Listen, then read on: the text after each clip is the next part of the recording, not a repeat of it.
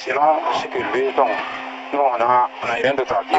Sauf que les autorités de la transition malienne ont décidé de réagir à leur tour en annulant l'autorisation de la compagnie française d'exercer entre Paris et Bamako pour manquement notoire au terme de son autorisation d'exploitation. On ne peut pas s'asseoir chaque fois qu'ils décident ça, et puis le moment propice pour eux, ils vont dire qu'ils ont recommencé. Donc si ça c'est le cas, s'ils ont décidé d'arrêter, nous aussi, on va les répondre qu'on est prêt, qu'ils arrêtent. Dorénavant, s'ils veulent recommencer, même qu'ils n'ont qu'à nous demander l'autorisation avant de recommencer. En attendant, la compagnie Air France vient de prolonger la suspension jusqu'à la fin de ce mois d'août. Après 2 mois de suspension, Air France avait annoncé mardi la reprise de la desserte du Mali à partir de vendredi. C'était sans compter la réaction des autorités maliennes. Elles ont décidé d'annuler l'autorisation donnée à la compagnie aérienne française et pour cause, elle aurait été obtenue sans consultation de la hiérarchie. La relance de la ligne Bamako-Paris-Charles de Gaulle à compter du 13 octobre devait se faire avec un avion et des équipages de la compagnie portugaise Euro-Atlantic Airways avec 3 vols par semaine. Mais il faudra encore attendre. Air France avait suspendu le 7 août ses vols à destination du Mali et du Burkina Faso après la fermeture de l'espace aérien du Niger suite au coup d'État contre Mohamed Bazoum le 26 juillet. Une décision qualifiée de manquement notoire au terme de l'autorisation d'exploitation accordée à la compagnie. Bamako l'avait du reste annulé 4 jours plus tard. Air France avait déjà annoncé qu'ils étaient en négociation avec les autorités maliennes afin de reprendre la... Mais fort fut de constater que cette décision a été simplement annulée. Qu'est-ce qui s'est passé? C'est ce qu'on va voir dans cette vidéo. Alors salut à toi, est-ce que c'est la première fois que je dois bienvenue dans ma chaîne? Si c'est la première fois que tu me suis, mon nom c'est Doloro. Ici je te parle de business, d'investissement, de projets pour ma vie, parce que c'est grâce à tout ça qu'on va faire évoluer notre contenu. Si toi aussi tu veux parler de cette belle aventure, tu t'abonnes, tu actives la cloche de notification, tu resteras informé de l'apparition de nouvelles vidéos business comme celle que tu regardes actuellement. On parle également de mindset, parce que c'est grâce au changement de mentalité qu'on va saisir le maximum d'opportunités sur le continent et surtout qu'on va reprendre notre place qui a été occupée par les multinationales étrangères. Alors comme je le disais, dire que Air France avait suspendu ses vols sans aucune notification auprès des autorités maliennes, sans aucune consultation des autorités maliennes suite au coup d'État survenu au Niger, parce qu'elle estimait que cette zone, à savoir le Niger, le Mali et le Burkina Faso, était une zone rouge, donc absolument dangereuse pour ses passagers. Mais pourquoi veux-tu envoyer des avions dans une zone que tu déconseilles à tes voyageurs? Alors en réalité, ce qu'il faut comprendre, que l'accord de reprise des vols avait été obtenu par Air France avec le DG de l'agence de l'aviation en consultation de sa hiérarchie. En réalité, vous voyez, lorsque ces entreprises viennent en Afrique, que ce soit Air France ou d'autres multinationales, elles obtiennent ce qu'on appelle un agrément. Et cet agrément s'obtient avec les accords des autorités pour mener une activité commerciale qui permet à cette multinationale d'avoir de l'argent. Alors, dans ces accords, il est écrit que ces multinationales ne doivent absolument pas intervenir dans le domaine politique, ce qui n'a pas été respecté par Air France. Alors, les autorités maliennes ont donc décidé que pour reprendre, Air France doit verser une certaine somme que je vais afficher sur l'écran pour clause de non-intervention dans le domaine politique, c'est-à-dire une somme qui garantit que nous ne devrons plus jamais intervenir dans le domaine politique, dans les affaires politiques de ces pays. Alors, ce qui n'a pas été le cas, ce qui n'a pas été respecté. Alors, d'abord, écoutez le ministre des Affaires étrangères. Écoutons à nouveau les propos du ministre malien des Affaires étrangères lors d'une conférence de presse.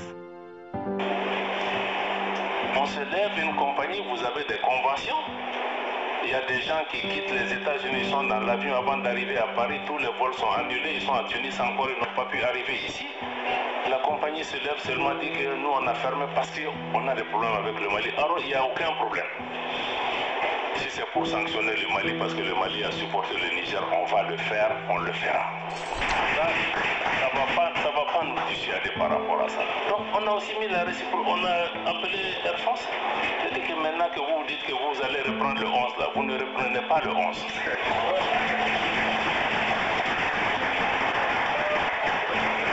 Et quand vous serez prêt, vous allez faire le rang à la queue. Si on est prêt, à vous redonner. Et entre-temps, on leur dit que vous n'êtes pas les seules compagnies au monde. Il y a d'autres compagnies dans le monde aussi qui vont encourager. S'ils ont besoin de cette place-là, ils prendront. Parce que quelqu'un ne peut pas se lever chaque jour au Mali.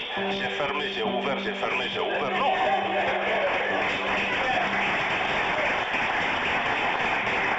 Donc ça, il faut aussi qu'on nous respecte. On respecte même la clientèle parce que c'est pas du bétail. Il y a des gens qui sont bloqués à Paris depuis combien de jours? Ils sont là, ils ne peuvent pas faire ça aux États-Unis, ils ne peuvent pas faire ça dans d'autres régions. Ils font ça chez nous. Vous voulez que Burkina, Niger, Mali, on a fermé. Donc il faut que les gens comprennent. Ils ne peuvent pas venir. Ici, c'est une compagnie commerciale. Elle gagne de l'argent. Air France gagne 500 millions de francs CFA par jour sur la destination Mali. C'est nous qui gagnons? Bon, donc moi je crois que la réciprocité, elle est importante. Et nous avons dit à la France, nous avons dit à tous nos partenaires, il faut qu'ils comprennent. Je crois que le Premier ministre par intérim a dit sur la tribune de l'Assemblée générale des Nations Unies, le Mali va désormais appliquer la réciprocité. Tu tires une balle, on va répondre. Voilà. Donc ça, il faut que ça soit extrêmement clair. Et tous ces pays, si vous regardez la France ou d'autres, le Mali, on n'a jamais tiré les premiers. Ceux qui viennent toujours nous provoquer, ils posent des actes, ils pensent qu'on va s'asseoir, on va les regarder. Sinon, nous, on n'a pas de problème avec quelqu'un. Vous nous avez vu nous lever, aller nous attaquer à quelqu'un un bon matin. Non. C'est eux qui posent en pensant que toi, tu ne vaux rien. S'ils font ça, ils vont te faire mal. Mais en faisant mal, ils ont presque tout perdu progressivement. Parce que nous, on est prêt à assumer notre dignité, on est prêt à assumer le respect que vous nous devez. Et si eux ne comprennent pas, d'autres partenaires comprennent aujourd'hui, parce que beaucoup de partenaires viennent à nous. Maintenant, pour trois principes, là, nous, on est d'accord. On comprend. Parce que c'est ça, parce qu'ils comprennent que non seulement on a les trois principes, mais on les applique. Il y a des conséquences, on va payer, mais ça va nous faire avancer. Alors très bien, vous avez bien entendu. Alors voici en quelque sorte les décisions que les autorités maliennes ont prises. Les décisions sont valables pour toutes les autres multinationales. Et c'est de ça que nous avons besoin. Nos États ne doivent plus jamais accepter de se faire maltraiter, de se faire de subir des sanctions dans tous les sens pour simplement des problèmes politiques.